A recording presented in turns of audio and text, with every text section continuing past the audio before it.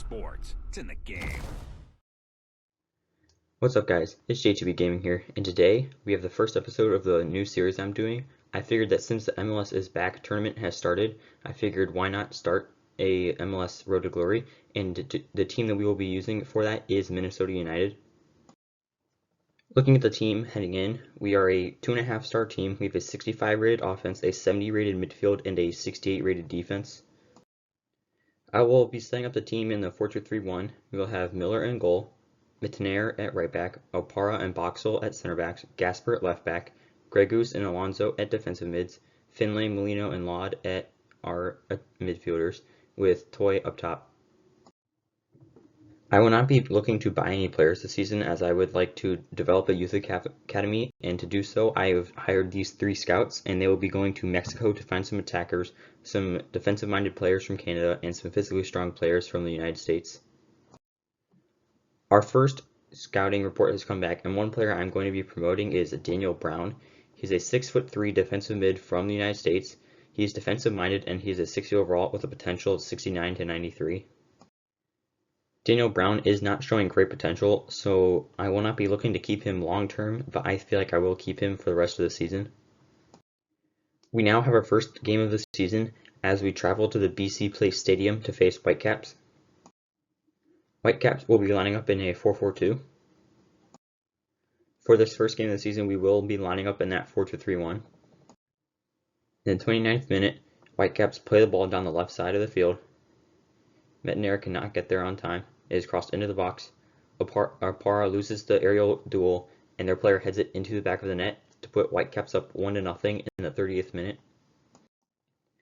We then have a free kick in the 50th minute, and we look to play it short to Alonso. Mittenaere then gets the ball. He puts it into Molino. Molino is able to turn around a defender. He crosses the ball into the box. Toy takes a touch around a defender and volleys it into the back of the net to tie the game up at 1-1 in the 52nd minute. In the 74th minute, Whitecaps have the ball. They're able to play the ball past our defensive mids. Opara then steps to the ball. He misses the first challenge. Their player then gets away from Boxall and puts it past Miller to put Whitecaps up 2-1 in the 75th minute. At full time, we did end up losing 2-1. This is not the start that we wanted to this season. However, there were some positives from the game we can look at. Our youth scouts have come back with another report, and one player we are going to be promoting is Eric Morgan. He's a 5'11" center back who is strong from the United States. He's a 61 overall with a potential of 82 to 94. And absolutely a pleasant surprise is that Morgan has potential to be special. I do not feel like I'll be playing him at center back, but he could be a good player for right back in the future. We now have our first home game of the season as we host New York City at the Allianz Field. For this game, I've decided to switch up the team a little bit. I've decided to change us from a 4-2-3-1 to a 4-3-3 attack, as I just feel like in the Whitecaps game we didn't have enough offensive momentum. Alonso is currently out injured, so Dotson will be replacing him at center mid, and Morgan will be making his debut at left back. New York City FC will also be lining up in a 4-3-3 attack. We're definitely going to watch out for Morales, their attacking mid, as he is a very good player. In the 15th minute, New York City FC have a corner kick. The ball is crossed in. Our first attempt does not go. The ball then bobbles around. Miller is able to calmly collect it and throws the ball out wide to Mittenaere. Mittenaere then makes a terrible pass. New York City then capitalized on that mistake right away to put them up 1-0 in the 16th minute.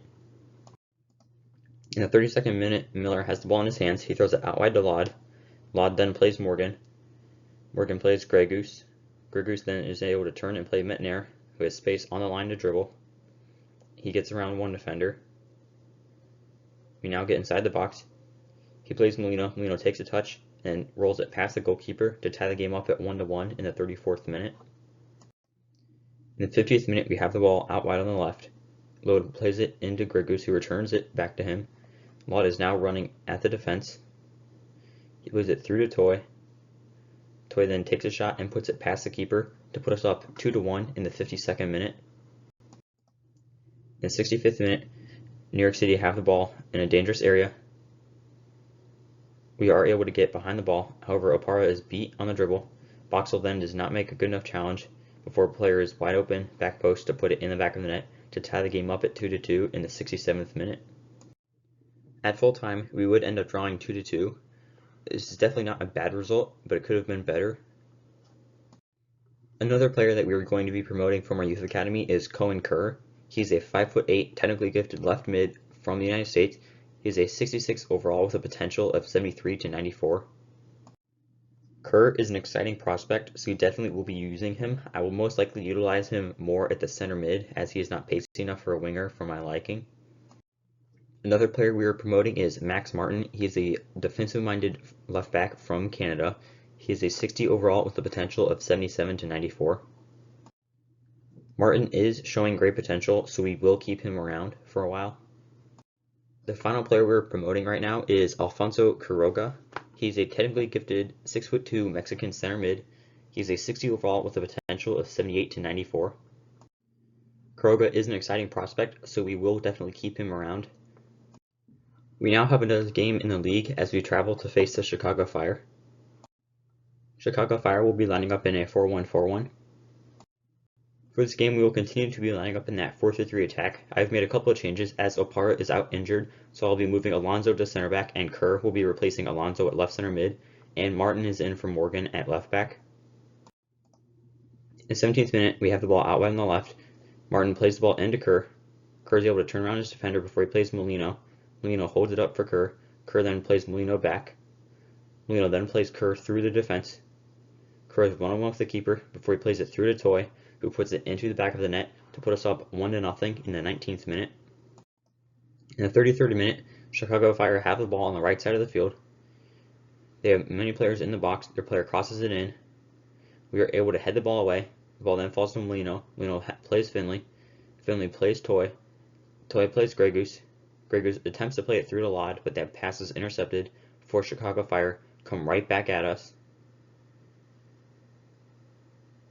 They're then able to get the ball right on top of our box. The player takes a touch and hits an absolute banger past Miller. I honestly am not upset at them scoring that goal, as it was a beautiful upper 90 hit, as we are tied 1-1 in the 36th minute. In the 42nd minute, Martin loses the ball in a dangerous area. The ball then gets played out wide. They're able to combine it. They're in our box. The ball gets crossed back post. Finley is beaten in the air, as Chicago Fire go up 2-1 in the 43rd minute. In the 66th minute, Chicago Fire have a throw-in. A player then throws it back. Metner attempts to slide and he misses. The ball is then eventually fizzled into Miller's hands. Miller plays it out to Lod. Lod plays it into Kerr. Kerr plays it into Molino. Molino plays Grey Goose, who plays Finley in behind the defense. Finley uses his pace to get past the center back before he ends up putting it into the back of the net to tie the game up at 2-2 in the 69th minute. In the 75th minute, we have the ball on the counter with Molino. Molino plays Finley in behind the defense. Finley is able to get around the defender, but he's taken down from behind. That was a very unnecessary challenge, and hopefully it is a red card, as it could be a huge advantage for us. Based on the way the players are reacting, I do believe it will be a red card. And it is in fact a red card, as Chicago Fire are now down to 10 men. In the 79th minute, Grey Goose has the ball. He then is able to play into Kerr. Kerr is able to dribble around a defender before he cuts it back inside. He plays Molino. Molino turns his defender. He then is able to keep the ball, and he slides it past the keeper to win us the game at 3-2 in the 81st minute. We did go on to win 3-2. Chicago Fire going down to 10 men late in the game definitely helped Molino get that winner. We now have another game in the league as we travel to the Mercedes-Benz Stadium to face Atlanta United. Atlanta United will be lining up in a 3-4-2-1. We're definitely going to have to watch out for Ezekiel Barco. For this game, I've decided to change our lineup, as I have decided to switch to a 3-1-4-2 with Miller in goal, Opara, Boxall, and Alonso at center backs, Grey Goose at defensive mid, Molino and Kerr at center mids, Metner and Lod at outside mids, and Toy and Finley at striker. In the 23rd minute, Lod has the ball out wide on the left. He plays it into Toy. Toy holds up before he plays it through to Molino. Molino then dribbles at their players before he is able to shoot. His first attempt is saved, but then Finley gets the rebound and puts it into the back of the net to put us up 1-0 in the 24th minute.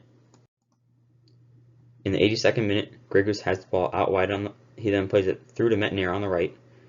Metnair then gets into the box. He crosses it into Finley, and Finley volleys it into the back of the net to put us up 2-0 in the 83rd minute. At full time, we would go on to win 2-0 thanks to 2 goals from Ethan Finley. I will be promoting another youth player, and that player is Russell Williams. He is a 5'9" center forward who is physically strong from Canada. He is a 61 overall with a potential of 66 to 90. Williams is not showing great potential, so I will most likely be selling him soon. Another player I'm promoting is Francisco Ponce. He is an attacking left wing from Mexico. He is a 62 overall with a potential of 87 to 94. Ponce is showing potential to be special, so we definitely will be keeping him around, as he could be a good replacement for Laud in the future. We now have our first game in the US Open Cup as we host Atlanta United in the round of 16. We will be lining up in the same lineup that we used against Atlanta United just a few days ago. Atlanta United have made a couple of changes, however we are still going to have to watch out for Barco. In the 9th minute, Atlanta United's goalkeeper clears it away. Grey Goose is able to win the header, which falls to Kerr. Kerr then plays Toy plays Finley. Finley is then able to play it into Metnair, who crosses it back post to Toy, who volleys it into the back of the net to put us up 1-0 in the 11th minute. In the 13th minute, Atlanta United have the ball on the right side of the field. Alonso is beaten by Martinez. He then is just not able to keep up with Martinez before Martinez dribbles around Boxall and puts it past Miller to make the score 1-1 in the 14th minute. In the 42nd minute, Atlanta United have a free kick in a dangerous area as Martinez steps up to take it.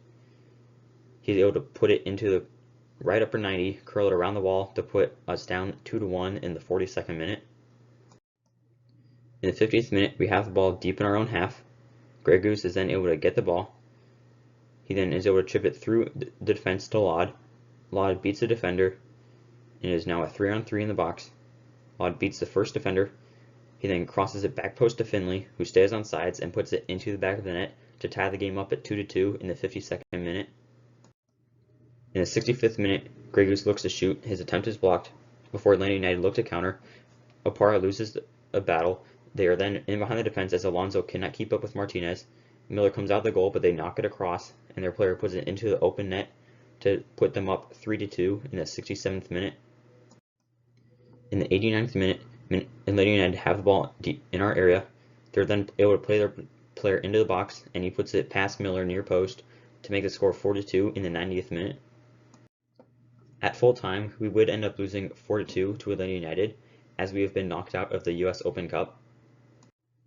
Looking at the table heading into the month of July, we are currently in 8th place on 18 points. We are 2 points behind a playoff spot, however, we do have 2 games in hand, so I feel like we could make the playoffs. In the US Open Cup, we did get knocked out by Atlanta United in the round of 16, 4-2. I hope you all enjoyed this episode. I have posted some other FIFA Career Mode series on my channel, so if you want to check those out, feel free to do that. And it's JTB Gaming, signing off. EA Sports. It's in the game.